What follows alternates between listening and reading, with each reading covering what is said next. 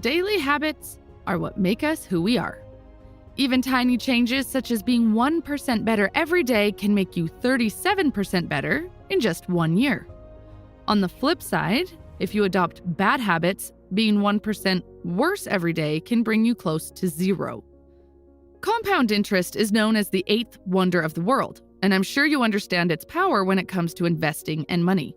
But what you probably don't know is that compound interest works not only with money, but also when it comes to other things, such as habits. When people start a habit, what they usually expect looks something like this: a linear curve. But the reality is somewhat different. It looks something like this. Did you notice the progress in the beginning? It's almost flat. It seems to be rather insignificant and not really noticeable. The author calls this part the valley of disappointment. You put so much effort, yet you see almost no results. This is the point where the pain you experience is the highest, but the results you see are the lowest. This is the part where you work on your business for almost a year, but still don't see any profit. This is the part where you keep going to the gym, but don't see any changes when you look in the mirror. This is the part where you keep uploading videos to your YouTube channel, but no one watches it. Eventually, there comes a moment where the growth curve goes over the pain curve, and you start seeing the results. Unfortunately, many people can't wait until that point and quit too early. Only people who keep improving eventually experience the exponential growth. Now, here's the big question. How do you actually improve by 1% every day? What do you need for that? Many people believe that you need better and more well-defined goals. That's not the case. You need to focus on systems, not the goals. The author says, "For many years, this was how I approached my habits too. Each one was a goal to be reached. I set goals for the grades I wanted to get in school, for the weights I wanted to lift in the gym, and for the profits I wanted to earn in business. I succeeded at a few, but I failed at a lot of them. Eventually, I began to realize that my results had very little to do with the goals I set and nearly everything to do with the systems I followed." You probably wonder what's the difference between a goal and a system, so let me give you a few examples. Earning $1 million is a goal. Setting up an automated investment account is a system that will get you there. Losing 20 kilograms is a goal. Getting a coach and a nutrition specialist who will assign to you the proper diet and exercise is a system. Having more friends is a goal. Deliberately going to meetings and events every week is a system. Getting a promotion at work is a goal. Working out what the company's biggest problems are and then breaking them down into small pieces and solving them one by one is a system. The author says winners and losers have the same goals. At the end of the day, the determining factor is not the goal we set. After all, those who fail and those who succeed clearly had the same thing in mind. What will fundamentally determine our level of success is the way we approach the systems to get there. One of the reasons for that is something called hedonic adaptation. When we set goals, the primary motivator for doing every task is to get us closer to our desired goal: buying a new home, having a brand new car, or becoming financially free. But what really happens when we finally achieve the thing we have been dreaming about for the last few months? We feel very happy and successful for about a week or so. Instead of goals, you should focus on systems. Build a system that helps you to stay in the game longer and actually enjoy playing it as well. Goals are about the results you want to achieve. Systems are about the processes that lead to those results. Just to be clear, the author does not have any personal problem with the goal itself. It becomes a problem when it is the primary motivator of anyone's actions. Goals are good for setting directions, but systems are best for making progress. So if we have to sum up the key points we covered as the first lesson, then our first lesson would be this: don't focus too much on goals, but rather focus on systems. Lesson number 2, how to build good habits. In order to create a new habit, we need to divide the process into 4 simple steps, which are cue, craving, reward, response. For example, if you are a smoker, seeing someone smoking is a cue. Once you see the cigarette, there's a strong urge to smoke. This is craving. If you go to the person and ask for a cigarette and smoke, then this is a response. Finally, after the cigarette, the feeling of satisfaction you get is the reward. If an action is insufficient in any of the 4 stages, it will not become a habit. The author pairs each step with a formula on how to achieve it. 1. Cue. Make it obvious. Every habit is triggered with a cue, so if you are building a new habit, then you have to make it obvious. This can be done through various strategies. Strategy number 1, habit stacking. Habit stacking means using already established habits to build new ones. For example, every morning before I brush my teeth, I will do 20 push-ups. After I drink my morning coffee, I will meditate for 5 minutes. When I come back from the gym, I will listen to audiobooks on the way, etc. This way, you program your brain to always think about 2 activities as a whole. Once you do one, the other will come automatically. Strategy number 2, redesign your environment. Building a new habit in an old environment is extremely difficult because your brain has already made certain associations with that environment, and it's very hard to fight against it. You must redesign the environment according to your new habits. Otherwise, you will keep falling back to your old habits. What might redesigning your environment look like? For example, if you are trying to live a healthy lifestyle, then redesigning your environment might look like this. Putting a pull-up bar in your room so that every time you see it, you do a few pull-ups. Replacing the cookies on the table with fruits. Removing the TV from the living room. Deleting Instagram from your phone and replacing it with an audiobook app such as Audible. Instead of taking 1 glass of water in the morning, using a big bottle. Keeping healthy food ready to eat in your fridge for lazy moments because those moments will definitely come. Finally, the most important one, surrounding yourself with the right people. For example, if you want to become an entrepreneur and you hang out with friends who have the same goal, then you'll always be talking about entrepreneurship. You don't need to make an extra effort. Talking about entrepreneurship will become an ordinary topic for you.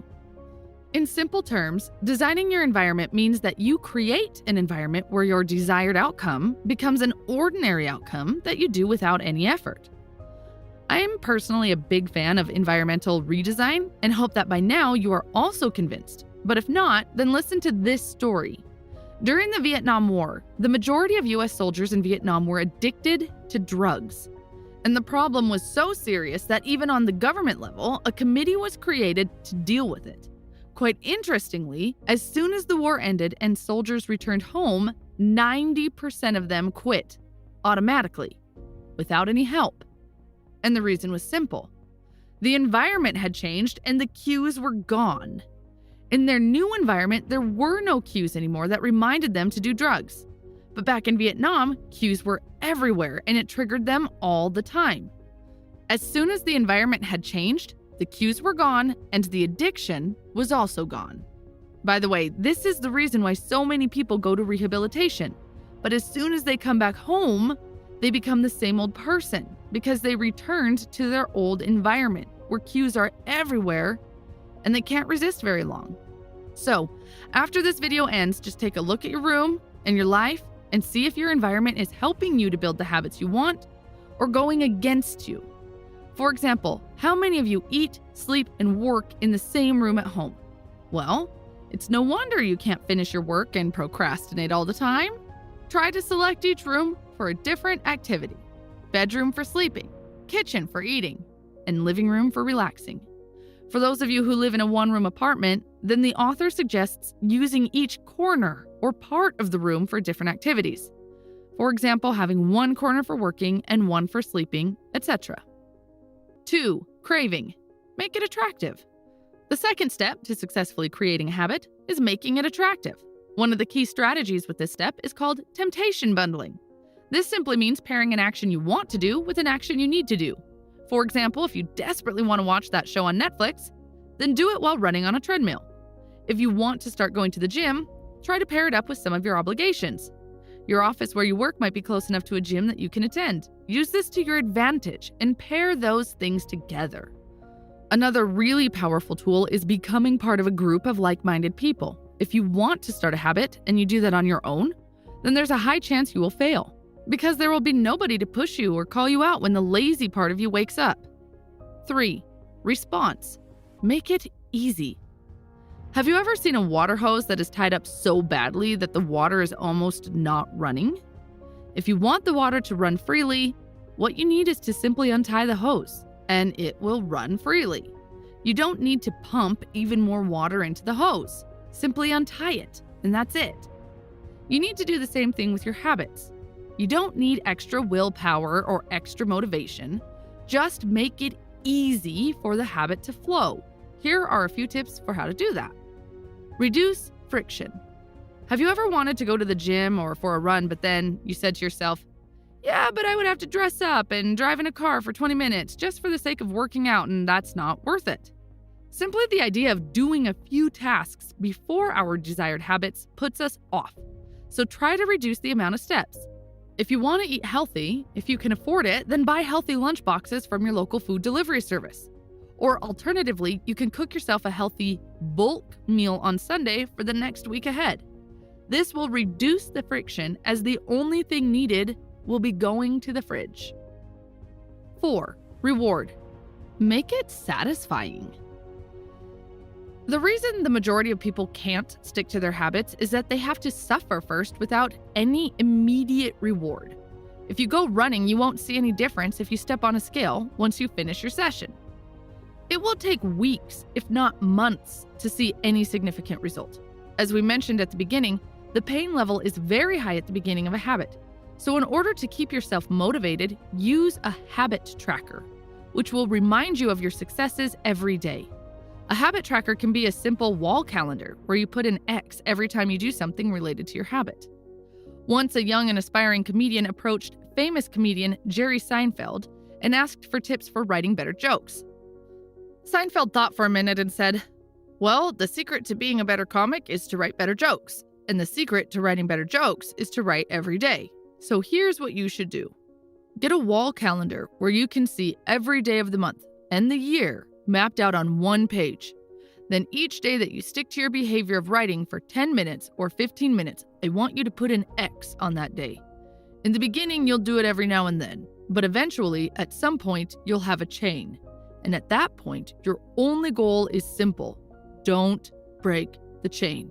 It doesn't matter how you feel or how bad your writing is, you stick to the behavior. Sticking to the things that we want to do is what makes the difference. It's the consistency that helps us get 1% better every day and eventually become 37 times better at the end of the year. You probably are still unsure about becoming 37 times better, so let me prove it to you with a simple example. Let's say you want to start listening to audiobooks, okay? This is the habit you want to build for the new year. So it's January 1st and you're starting the habit. You take a big calendar that has all the days of the year and stick it to your wall. The calendar is our habit tracker. According to the 2-minute rule, you only need to listen to the book for 2 minutes, which is 120 seconds. For simplicity's sake, let's keep it as 100 seconds because we'll do some calculations now. So it's day 1, and you just listened to a book for 100 seconds, and also put an X on your calendar. Now it's day 2, and you need to improve 1%, which means you will now listen to 101 seconds. It's simple math. 1% of 100 is 1, so we add 1 extra second on day 2. To make it easy and simple, I did the calculation in Excel. So for the first 10 days, the results look like this. Now, I am sure many of you say that I can listen for more than 109 seconds by the time I'm on day 10. But let's stick to the 1% improvement formula and fast forward for a few more days and see what happens. On day 42, you will be listening for 150 seconds. Remember, you started with 100 seconds per day, and on day 42, you are still listening to only 150 seconds. And you have 42 X's on your calendar, which has created a very nice chain. Don't break the chain, let's keep going. Let's say you keep continuing like that for the entire year. What would the result look like by the time you hit day 365? Well, it would look like this. On day 365, you would already be listening to 3,740 seconds per day. Remember, we started with only 100 seconds, and at the end of the year, we're at 3,740 seconds. If we convert that into minutes, then it would be roughly 62 minutes per day. If you remember, at the beginning of the video, we said that if you improve 1% every day, you would be 37 times better at the end of the year. Would you like to see where that number comes from? Well, Simply divide 3,740 seconds by 100 seconds, which was the starting point, and you will get 37.4. In other words, you become 37.4 times better at listening to audiobooks by the end of the year. Here is the interesting part. If you sum up all the seconds you have listened for the entire year, then how many books would that be? Well, the total amount of seconds would be 367,834. Again, if we convert it into hours, then it would be 102 hours. If we consider that the average audiobook is about 5 hours long, then it means you read roughly 20 books within the year. It isn't a small number. The average person doesn't even read 1 book per year. Reading 20 business books within a year is like talking to 20 of the smartest businessmen on the planet. By the way, if you are looking for an app for listening to audiobooks, check out Audible. I've used it for years, and it's one of the best apps I have on my phone. If you sign up for a 30-day trial, you will get 1 book for free. It can be any book, even the one I'm summarizing now. Link in the description. Now back to our example. If we take the data from day 1 until day 365 and then convert it into a graph to see how the progress happened across the year, then you would get the same graph I mentioned at the beginning of the video. Again, take a good look at this graph, especially the beginning part where the progress is almost flat. Whatever habit you start, you need to be comfortable with being on the flat line for a long time. You just saw how even after 42 days, you were only listening to 150 seconds. Progress might seem insignificant, but you are doing the foundation work. You are establishing the habit. Every habit first needs to be established before it can be improved. Before moving to the next lesson, here is one more tip for making a habit more satisfying. When you start a new habit, there will be days that you will not be able to follow through. If you miss a day, make sure you never miss it twice. The author says that everybody misses sometimes. Nobody is perfect. The problem arises when we miss twice. Once we miss twice, we are creating a behavior of not doing the activity we previously signed up for. We are sending signals to our subconscious saying, I don't care, it's not important to me. So, the next time you miss, make sure it's the first and last time. Lesson number 3, how to break a bad habit. Breaking a bad habit can be quite simple once you learn how to create a good one. What you need to do is simply reverse those 4 laws that we just discussed and make the bad habit not so obvious, unattractive, difficult, and unsatisfying.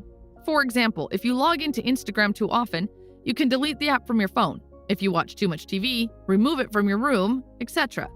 One bonus tip I found very useful in the chapter on how to break a bad habit is to find an accountability partner. Once you don't answer only to yourself, but also to your accountability partner, quitting or making an excuse won't even be an option. Let me share a short example. If you want to hit the gym on a regular basis, but you have always failed to do so when you tried it on your own, find a partner and make a deal that every time you miss or skip a session, the next entry in protein shake is on you. This will work because skipping the gym would mean that 1, you're not only disappointing yourself, but also your friend. 2, the next session will be much more expensive and you will likely try to avoid it. This is it for this video. Check out the playlist on your screen for more book summaries. Thanks for watching.